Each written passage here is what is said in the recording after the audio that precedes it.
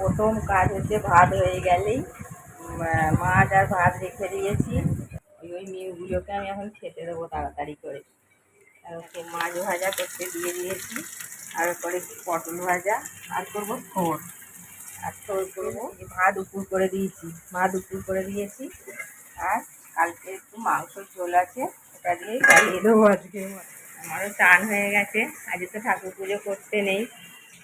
ঠাকুর গুরুদেবকে খেতে দিয়ে দিয়েছি, আমাদের গুরুদেব। সকালবেলা হলে আমার এই সব কাজ। ঠাকুর বিড়ালকে এবার খেতে দিতে যাবো, দিয়ে দেবো তোদের। দেখ এই যে, এই গুন্ডা আয়।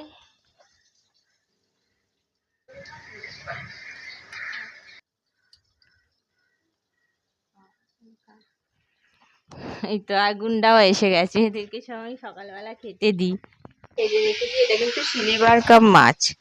আর মাছের ঝালটা কিভাবে করছি, মাছের ঝালটা প্রথমে পেঁয়াজ ফোড়ন দিয়েছি, তারপরে আদা রসুন, তারপরে হলুদ গুঁড়ো, জিরে গুঁড়ো, লঙ্কা গুঁড়ো পরিমাণ মতো দিয়ে দিয়েছি।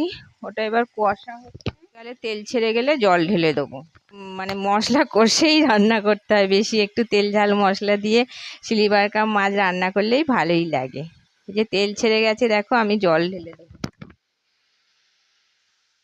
ঝালটা ফুটে উঠলে মাছগুলো দিয়ে দেবো। মাছগুলো দিয়ে দিয়েছি, এবার ফুটে উঠবে, নামিয়ে নেবো। তাহলে এই মাছের ঝালটা হয়ে যাবে। ফুটছে, 5 মিনিট ফোটালেই হয়ে যাবে।